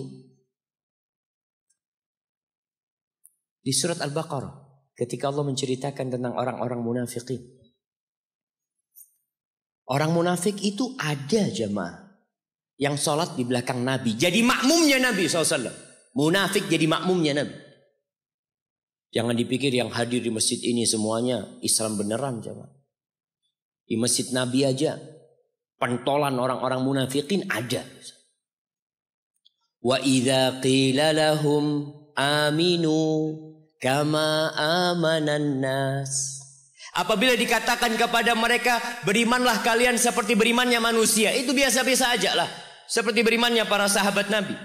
Gak usah neko-neko Islamnya. Aminu kama amanan nas. Siapa manusia yang ada pada waktu itu? Para sahabat Nabi. Apa kata orang-orang munafikin? Qalu anu'minu kama amanas sufaha. Apakah kita mau beriman seperti berimannya orang-orang tolol? Wallahi mereka mengklaim Islamnya para sahabat, Islamnya orang-orang tolol. Orang-orang goblok. Anu'minu kama amanas sufaha. Safih ini bukan jahil lagi jemaah. Sudah di atasnya jahil. Ala innahum humus sufaha walakin la ya'lamun. Kebanyakan mereka itulah orang-orang bodoh. Orang-orang goblok kata Allah. Allah yang mengatakan. Tapi nggak tahu, nggak sadar mereka. Jadi anti Islamnya yang biasa-biasa aja. Yang standar. Standarnya qala Allah, qala Rasul, yang diamalkan sama sahabat Nabi. Selesai. Jangan ditambahin, jangan dikurangi. Bagaimana sekarang menyikapin orang tua? Bagi para orang tua yang telah menikahkan putrinya, jangan intervensi di rumah tangga putrinya. Ketika orang tua menikahkan putrinya, dia jabat tangan menantunya, calon menantunya. Lalu dia bersyahadat, lalu dia bertahmid memuji Allah, lalu mengatakan, ya fulan ibn fulan, uzawwijuka ala ma amarallahu bihi min imsakin bima'rufin aw tasrihim bi ihsan. Ya fulan bin fulan zawwajtuka wa ankahtuka binti fulana bimahar 100,000 rupiah halan. Ketika orang tua mengatakan itu, lalu menantunya menyambut qabil tu, selesai sudah. Ada peralihan tanggung jawab. Engkau serahkan putrimu kepada dia. Surga dan neraka itu perempuan di suaminya sekarang. Rasulullah SAW mengatakan kepada seorang sahabat wanita ketika datang ke rumahnya, lalu ditanya, "Adzatu zaujin anti?" Apakah kamu punya suami? Iya ya Rasulullah SAW. Gimana sikapmu kepada suamimu? La aluhu illa ma'ajisu. Aku tidak pernah tidak melayani dia kecuali yang aku tidak mampu. Lalu Nabi SAW mengatakan, unduri aina anti lahu, fa innama huwa jannatuki au naruki. Engkau lihat bagaimana sikapmu kepada istrimu. Dia itu kepada suamimu. Bagaimana sikapmu kepada suamimu. Dia itu surgamu atau nerakamu. Jadi seorang wanita setelah menikah tetap wajib berbakti kepada orang tuanya dengan batasan-batasan. Kenapa kok ada batasannya? Karena dia sudah jadi istri orang. Yang dia tidak boleh keluar rumah kecuali izin sama suaminya, bukan sama bapak atau ibu. Kalau ibunya bilang, nah ibu kepingin kamu di sini, apakah antum bisa keluar tanpa izin suami? Nggak bisa perempuan. Katakan, iya ibu, ana mau izin sama suami. Mudah-mudahan boleh ibu. Merayu suaminya ketika nggak boleh karena suami ada acara. Telepon ibunya. Ibu mohon maaf ibu. Nggak bisa ibu. Bapaknya ambil telepon. Nah, kamu kok jadi anak durhaka sekarang? Setelah menikah. Sampaikan kepada ayah. Bukankah ayah yang nyerahkan aku sama dia? Ayah yang nyerahkan aku sama dia. Ayah yang ngawinkan aku sama dia. Kalau orang tua tidak ingin itu anak nurut sama suaminya, jangan pernah dinikahkan putrinya. Taruh di rumahnya. Tapi ketika engkau nikahkan, Kesian itu anak perempuan kalau ada dua pemimpin. Dia harus taat sama bapak, taat sama suami. Bagaimana hidup dia? Kalau taat sama bapaknya dimarahin sama suaminya, taat sama suaminya dimarahin sama bapaknya. Maka dalam Islam seorang wanita yang sudah menikah, dia wajib taat sama suaminya. Sama bapaknya, ya taat selama tidak bertentangan dengan perintah suaminya. Dia minta izin, nggak bisa seenak. Kadangkala orang tua ketika anaknya menikah sama suaminya disuruh berhenti kerja. Saya ngomong, "Dek, udah ya, nggak usah kerja. Aku yang akan jadi tulang punggung keluarga. Aku harap engkau ngurusin rumah dan anak-anak." Bapaknya marah, mengatakan, enggak boleh berhenti kerja. Ya Allah, seharusnya engkau tidak nikahkan itu perempuan, taruh di rumahnya, suruh kerja. Tapi ketika engkau sudah nikahkan, dia punya kehidupan sendiri. Dia punya suami, dia punya anak-anak. Maka pedulilah jemaah dengan masalah ini. Jadi Islamnya yang biasa-biasa aja. Jangan berlebihan kemudian menjadi radikal, dan jangan kurang sehingga menjadi liberal. Jadilah Islamnya Islam pertengahan. Pertengahan itu ya Islamnya Nabi SAW. Jangan merasa Islam Indonesia lebih baik dari Islamnya Nabi. Oh, kita punya Islam model baru, Ustaz, lebih bagus dari Islam yang ada di Arab. Yang ada di Arab itu Nabi loh. Yang ada di Arab itu Abu Bakar, Umar, Utsman, Ali. Jangan merasa lebih baik. Oh, Islam di tempat kita lebih santun. Lebih santun Nabi daripada kita. Allah tahu di mana nabinya diutus. Bukan dari orang Indonesia. Dari orang Arab. Allahu a'lamu haitsu yaj'al risalata. Kita nggak usah neko-neko. Jam Islamnya biasa-biasa aja. Biasa-biasa aja. Nggak usah Islam Malang, Islam Jawa, Islam Sumatera. Jadi Islam Nusantara nantinya. Jadilah Islam biasa, Islam biasa. Kita ini satu saudara, jangan mau dikecilkan umat Islam. Kita ini sama Islam Australia sama. Sama Islam yang ada di Amerika sama. Sama Islam yang ada di Afrika sama. Mereka satu saudara. Dan Islam kita adalah Islamnya Rasulullah SAW. Islamnya para sahabat Nabi. Cukuplah. Nggak usah embel-embel itu sehingga mengkotakkan umat Islam. Walaupun Ustaz ini ada mungkin salah paham Ustaz. Iyalah, kita Islamnya Islam yang biasa-biasa. Maka kalau anti tanya sama orang tua, iya ibu, aku mau Islam yang biasa-biasa. Ketika ditanya, antum kok sekarang pakai jilbab panjang? Iya, biasanya istri Nabi pakai kayak gini. Iya, sampaikan biasa, ini nggak aneh bu, ini biasa. Kalau bicara kebanyakan manusia jamaah, Allahu Akbar. Di beberapa tempat itu, terus terang jamaah, di beberapa kampung yang aneh itu sedih. Sampai pernah satu teman berangkat ke ustadz yang ada di sana. Ada pesantren dekat sungai. Itu jamaah masyarakat kampung kalau mandi di sungai telanjang. Biasa. Mau ikut Islam yang biasa kayak gitu. Itu datang teman ini ke ustadznya. Ustadz, bukankah ini sesuatu yang dibenci sama Allah? Ustadznya tahulah ilmunya. Atau iya. Memang nggak boleh sebenarnya. Tapi ya gimana, udah biasa orang-orang kayak gitu. Oh, kalau biasa dibiarkan. Itu yang terjadi, rusak agama Allah ini akhirnya. Barakallahu fikum. Dan anti hafal, anti tetap berbakti sama orang tua. Mohon maaf sama orang tua. Orang tua benci nggak apa-apa. Yang penting Allah ridho. Yang penting Allah ridho. Kalau urusan agama kan tadi nggak boleh kita taat sama orang tua dalam kemaksiatan. Ustadz, saya memiliki orang tua yang sudah broken home. Dan ibu saya seorang mu'allaf. Tetapi sekarang murtad. Bagaimana cara saya mendakwain beliau untuk kembali ke agama Islam? Wallahi jamaah, kita tahu diperbolehkan menikah dengan wanita ahlul kitab. Walaupun dia nggak masuk Islam. Tapi kewajiban suami tatkala itu besar. Dia punya kewajiban mendakwain Islam kepada istrinya, menjaga anak-anaknya juga. Dan ada orang-orang yang masuk Islam hanya karena menikah. Artinya dia itu gak yakin Islam sebagai agama yang benar. Sehingga tatkala dia cerai, akhirnya kembali kepada agamanya. Dan na'udzubillah, hati-hati dengan media. Ana baca media, ada banyak yang merusak hati. Ada fulana murtad. Kemudian dia bangga menjadi seorang murtad. Na'udzubillah min dzalik. Dan ini media banyak setan. Ini menampilkan yang buruk menjadi indah. Yang dusta menjadi jujur. Itu media. Maka sekarang tugas antum ketika ibu antum murtad, antum harus tetap berbakti. Caranya gimana? Wasahibhuma. Ingat, sahibhuma. Di sini antum harus dekat sama ibu. Harus menemani ibu. Soalnya kalau jarang-jarang ketemu ibu susah.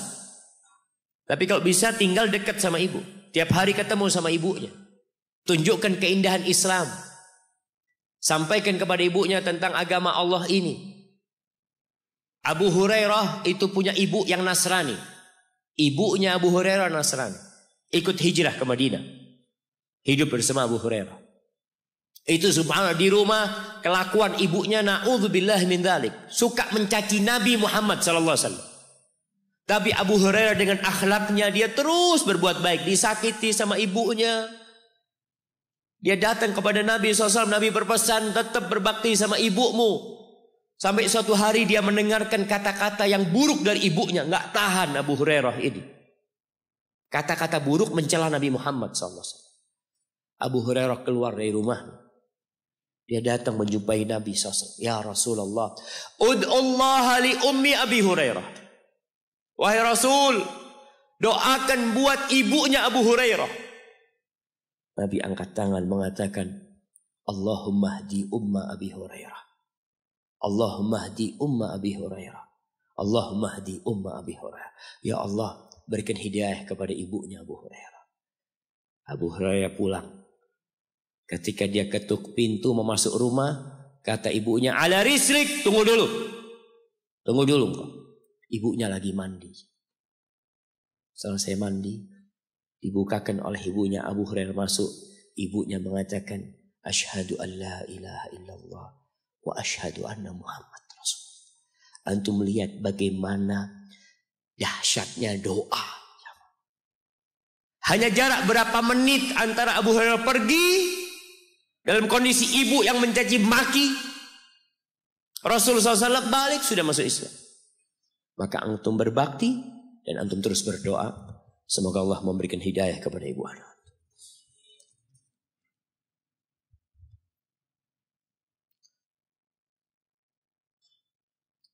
Bagaimana dengan ortu yang menyuruh anak-anaknya untuk pulang kampung semua? Akan tetapi jawabnya,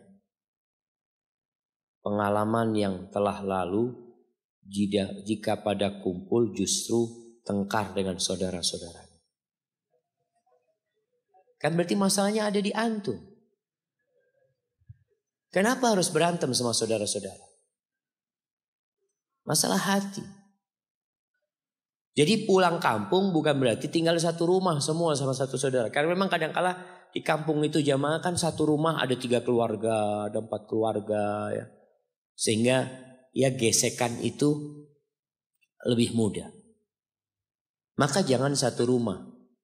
Kita contoh Rasul sallallahu alaihi wasallam. Nabi itu tidak satu rumah sama putrinya Fatimah. Enggak satu rumah sama putrinya Zainab. Enggak satu rumah sama putrinya Ummu Kalthum. Wala sama putrinya Ruqayyah. Jadi ana kemarin berangkat ke Bukit Tinggi. Ternyata adat di Sumbar itu, mungkin tidak semuanya ya. Itu kalau anak laki meninggal, anak laki itu hidup sama mertua. Jadi anak laki itu dibawa sama mertua. Sampai anak tanya sama apa beberapa yang di situ. Antum bisa nggak ngusir istri antum kalau marah? Ya nggak bisa Ustaz. Tinggal di rumah istri, gimana mau ngusir istri? Nggak ada, di sana nggak ada ngusir istri. Yang ada kalau suami marah, suami kabur karena rumahnya istri, rumahnya mertua, dia seperti itu. Itu tradisi yang ada di sana. Kok bisa ke sana, jamaah? Apa pertanyaannya tadi? Mana jadi? Oh, astagfirullahaladzim, afwan. Dia yang kalau pulang kampung jadi berantem. Jadi berantem di sana, cekcok macam-macam.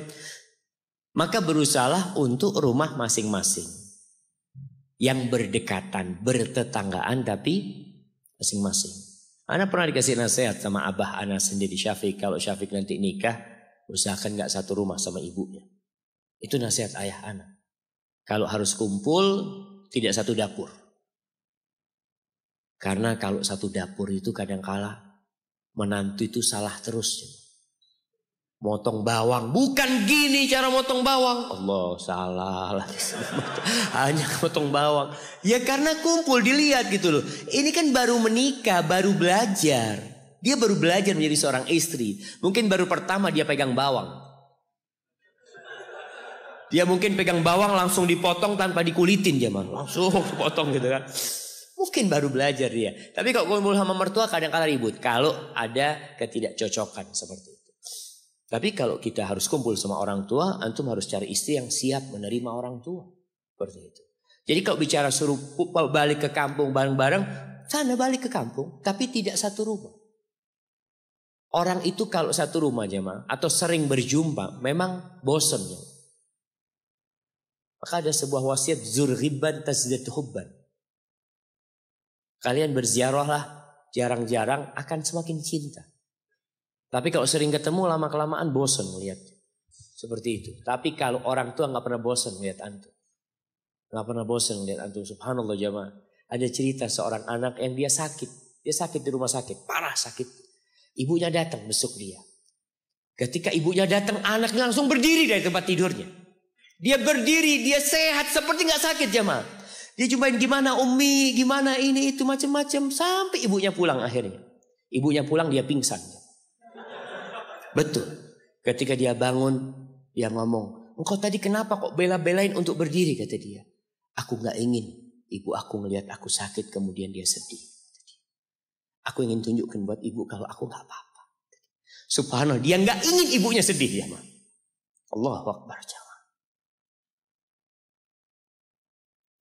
Assalamualaikum Ustaz. Waalaikumsalam. Bagaimana cara menasehati ibu ana yang masih sering menceritakan kejelekan bapak ana? Padahal mereka sudah berpisah sudah sejak lama. Ana takut kalau ibu ana transfer pahala terus. Jazakallah khair. Subhanallah jemaah. Bisa habis duit antum di ATM kalau ditransfer terus. Wallahi sahih. Makanya ada orang-orang yang bangkrut pada hari kiamat. Perceraian terkadang harus terjadi. Dan itu memang salah satu solusi. Ketika kebersamaan tidak bisa dijalin kembali. Tapi kata Allah, فَإِمْسَاكٌ بِمَعْرُوفٍ أَوْ تَسْرِيحٌ بِإِحْسَانٍ. Kalau mau bersama, ya bersama dengan cara yang baik. Kalau mau berpisah, berpisah dengan ihsan. Dengan kebaikan. Bima'ruf itu dengan yang ma'ruf lah. Tapi ihsannya sesuatu yang lebih dari yang ma'ruf. Kalau harus cerai-cerai dengan baik-baik. Dan Allah menyebutkan kalau harus terjadi perceraian. Apa kata Allah? Ya ayyuhan nabiyyu idza talaqtumun nisa fatalliquhunna li'iddatihinna. Kalau engkau harus menceraikan wanita, ceraikan sesuai dengan iddahnya. Ada aturannya bercerai dalam Islam. Ada arahan-arahan supaya dampak buruk perceraian ini. Cerai ini amalan yang paling disukai sama iblis loh, coba. Supaya dampak buruknya bisa dikurangi, bisa diperkecil. Allah mengatakan ketika berbincang tentang cerai, wala tansawul fadla bainakum. Kalau kalian harus bercerai, jangan melupakan kebaikan-kebaikan yang terjadi di antara kalian. Kadangkala 10 tahun menikah lalu bercerai, itu suaminya nggak ada baiknya. Yang suami juga seperti itu. Kalau bercerai itu bocor, embernya bocor, cerita semua aib suaminya atau suami istri. Akhirnya sang ibu ini menanamkan kebencian kepada anaknya, disuntik nih agar anak durhaka sama ibu bapaknya. Kalau anak ikut sama bapaknya, sang bapak menjelek-jelekkan ibunya supaya anak durhaka sama ibu. Ibumu itu pelacur, ibumu itu na'udzubillah. Jangan. Ada kebaikan yang terjadi. Sama orang Islam biasa aja, teman kita, saudara kita nggak boleh membuka aibnya. Bagaimana dengan aib orang lain? Maka antum berusaha untuk menyampaikan kepada ibu antum. Ibu, sudahlah yang sudah ibu. Mudah-mudahan bapak dapat ganti yang lebih baik, ibu dapat ganti yang lebih baik. Selesai sudah. Kemudian jamaah, kewajiban suami atau istri menyimpan rahasia rumahnya walaupun sudah terjadi perceraian, itu tetap harus dijaga. Pernah ada seorang dari kalangan salaf, dari alim ulama mereka, dia mau menceraikan istrinya. Ada desas-desus omongan gak enak. Dia mau menceraikan istrinya. Datang sahibnya, kenapa anak dengar antum mau nyeraikan istri antum? Ada apa sama istri antum? Apa kata orang ini? Antum ada apa ngurus-ngurusin istri anak? Itu istri anak. Ada apa antum ngurusin istri anak? Gitu seorang lelaki jemaah. Ada apa antum ceraikan? Ibu, ada apa antum ceritakan keburukan ibu anak-anak antum? Teman tidur antum selama ini, yang antum meminang dia dan menikahinya. Selesai. Akhirnya betul diceraikan jemaah. Setelah bercerai berapa bulan, menikah lagi istri. Dan dia menikah lagi. Sohibnya itu datang. Oh, sekarang nih dia sudah bukan istri kamu lagi. Kenapa kamu ceraikan dulu? Kata dia, istrinya orang, ada apa nih cerita tentang istrinya orang? Kata dia. Subhanallah, ini orang gak paham jemaah. Kepingin tahu dengan keburukan orang. Kita disuruh menutupin. Kita ceritakan keburukan. Maka tolong, antum jangan, antum nasihatin ibu. Gak apa-apa kadang-kala. Tapi dengan akhlak ibu, janganlah ibu. Kalau gak bisa dengan lisan, antum dengan tulisan. Ceritakan tentang orang yang bangkrut. Yang kalau katakan ke ibu, kalau ibu benci sama bapak, jangan kirim pahala sama bapak. Benci sudah sama bapak. Simpan kebencian itu. Kalau ibu benci sama bapak, kemudian kirim pahala. Ini gak matching ya Mbak. Orang benci tapi ngasih hadiah. Dikasih hadiah terus. Ibu sholat malam, subuh dikasihkan ke bapaknya. Bapaknya tidur-tiduran padahal di rumahnya. Cuma pahala sholat malam dikasihkan sama dia. Maka kita harus berpikir cerdas ya maaf. Kita berpikir dengan agama kita, dengan Al-Quran dan Sunnah. Jika orang tua pada kakek dan nenek kita berbakti kepadanya, namun kita justru durhaka padanya, maka apa yang menjadi penyebabnya? Jamaah, yang menjadi penyebab dosa, penyebab musibah itu dua. Musibah menimpa kita itu karena satu dari dua hal. Yang pertama, karena dosa. Yang kedua, untuk mengangkat derajat. Yang pertama karena dosa, yang kedua untuk mengangkat derajat. Kalau karena dosa, Allah ingin membersihkan dia dari dosa-dosa dia. Tapi ada orang yang kena musibah bukan karena dosa, tapi Allah ingin mengangkat derajat mereka. Para nabi, apa kata Nabi kita Muhammad sallallahu alaihi wasallam?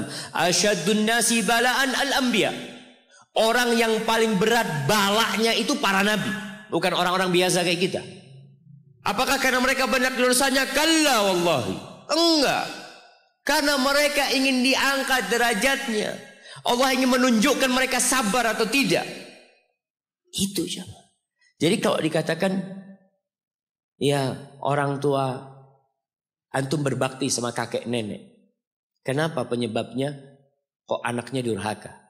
Wallahu a'lam. Antum mungkin nggak tahu, mungkin dulu waktu muda bapak antum durhaka. Mungkin. Sekarang kan antum masih muda, punya anak-anak durhaka mungkin. Wallahu a'lam. Bisa jadi karena dosa, bisa jadi karena Allah ingin mengangkat derajat orang tua antum. Dilihat kesabarannya. Antum lihat bagaimana kesabaran Nabi Yakub alaihissalam jamaah. Kira-kira Nabi Yakub berbakti nggak sama bapaknya Ishak? Berbakti. Pastilah jamaah, dia Nabi. Berbakti sama bapaknya. Tapi punya anak yang durhaka. Sampai Nabi Yusuf kemudian dibuang sama kakak-kakaknya. Apa penyebabnya? Ingin diangkat derajat. Maka Antum husnudzon sama Allah. Dan kita ini kalau sama orang lain harus husnudzon. Kalau ngelihat orang lain sakit ya, orang lain hidupnya susah, aduh koyo ya kayak dusone. Astagfirullahaladzim. Jangan antum. Antum harus husnudzon sama orang itu. Apalagi kelihatan orangnya baik. Tapi kalau antum melihat diri antum dapat musibah, dapat kesulitan, kayaknya mau diangkat derajatnya, nah, Masya Allah. Astagfirullah. Sama orang lain suudzon, sama diri sendiri husnul. Seharusnya antum suudzon sama diri sendiri. Jamaah, kayaknya ini yang terakhir jamaah. Terakhir ya. Terus capek Ustaz. Soalnya makannya selesai kajian. Kalau sebelum kajian bisa kuat kajiannya.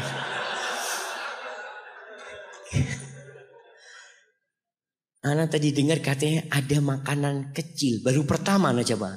Biasanya Ana dengar ada makanan ringan. Ini makanan kecil. Gak tahu kayak apa kecilnya siapa. Nanti antum lihat nanti yang kecil ya ma. Ya antum harus nerimo hidup ini jamaah. Tunggu anak-anak pilih pertanyaan, banyak pertanyaan yang mirip ya ma.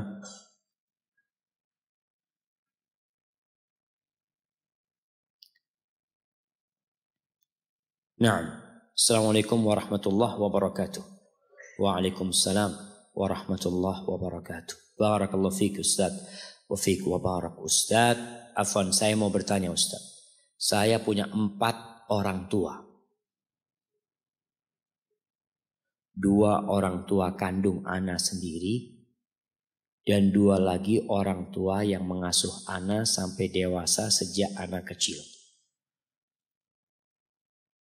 Bagaimana cara bertobat dari dosa kepada orang tua ana yang mengasuh ana sejak kecil sampai dewasa? Tapi beliau sudah meninggal apa sudah meninggal? Di saat ana masih alia kelas 2. Dan di saat itu ana masih sering buat mereka nangis karena akhlak ana yang sangat buruk. Dan setelah ana dapat hidayah, sekarang ana hanya menangis saja mengingat itu semua. Dan sekarang orang tua kandung ana masih hidup.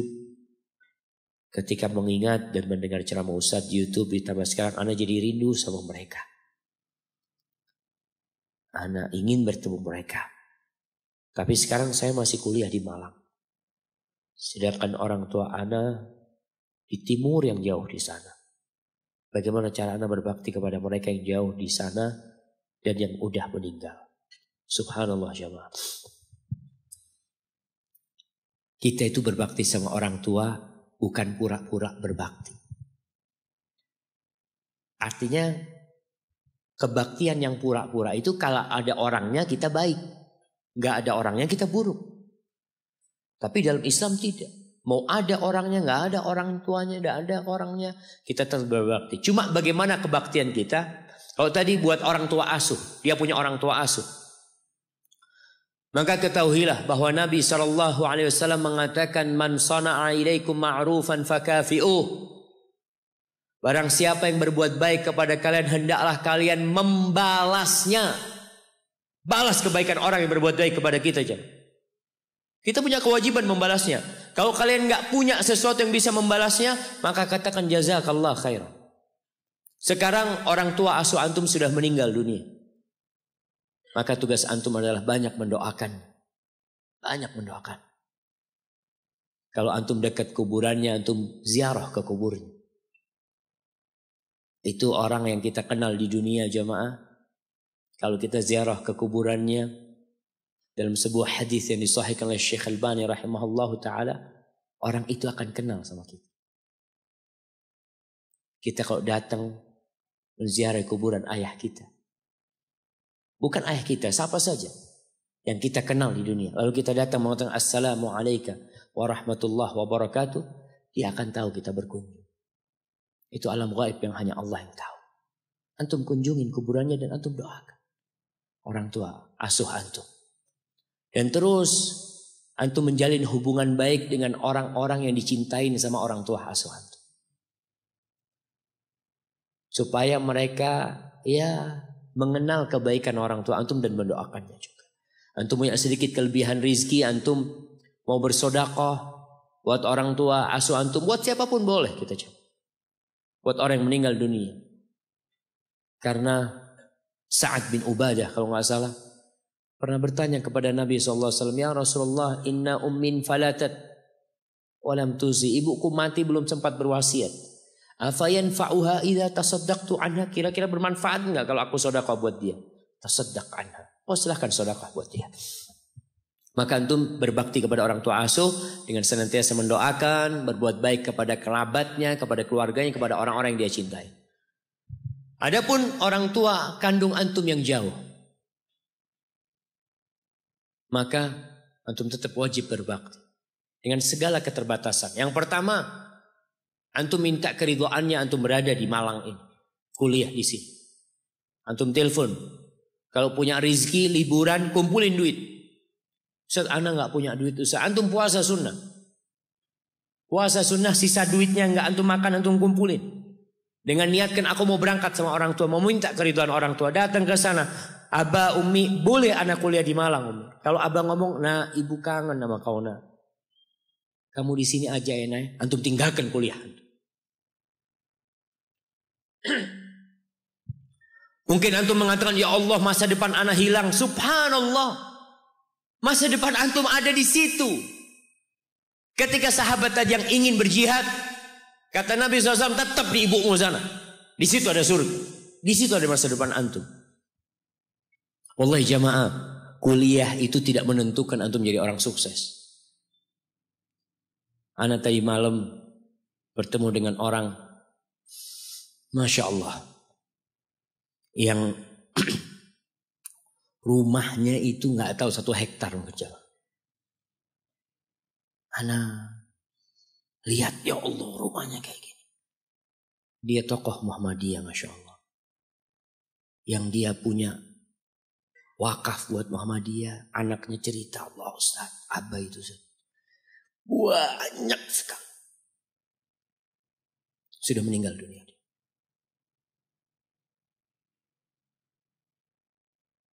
Kenapa anak cerita ini? Anak kok jadi lupa jangan. Astagfirullah. Kalau orang lapar ini kayak gini jangan. Jadi sudah wis. Subhanallah. Anak izin minum dulu jangan.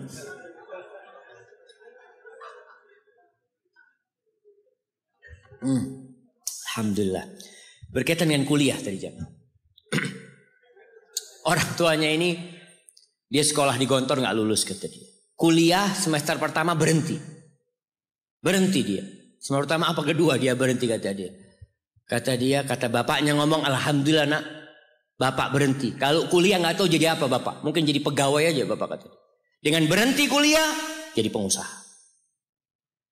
Jadi jangan berpikir antum kalau kuliah itu rizkinya lebih banyak jamaah.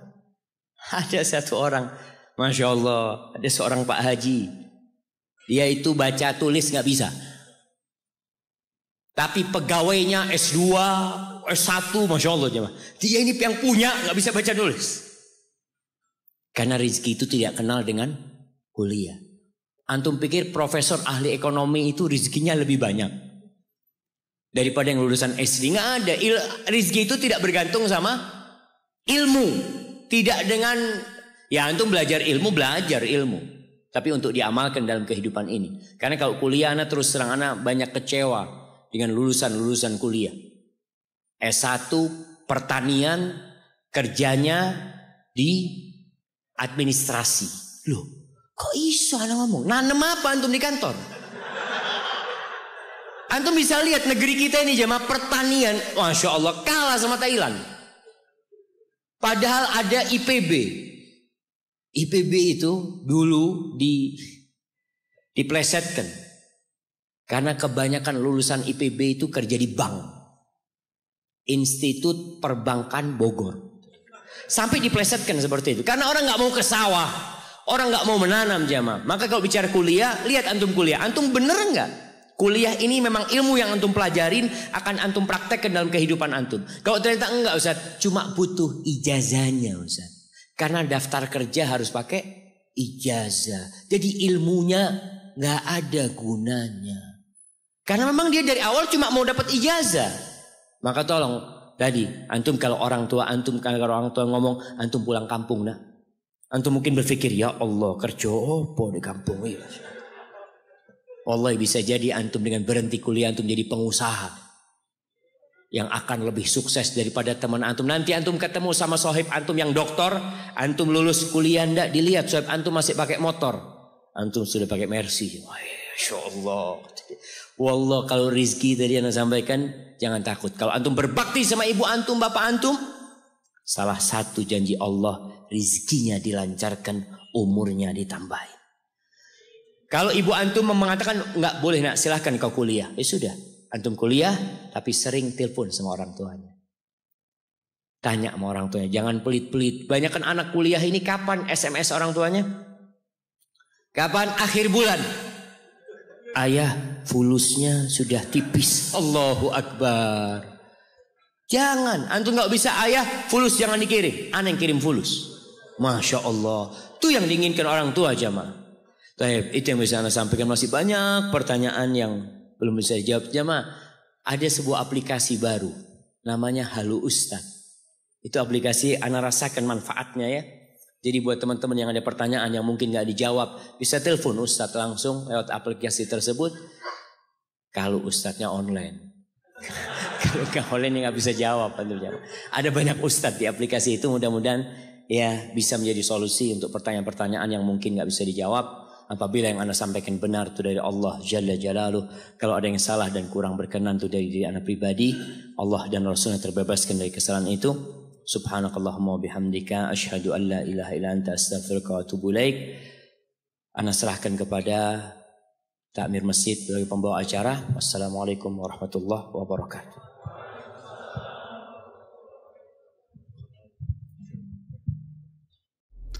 Yuk dukung dakwah Malang Maji dengan donasi di nomor rekening berikut ini. Jazakumullahu khairan.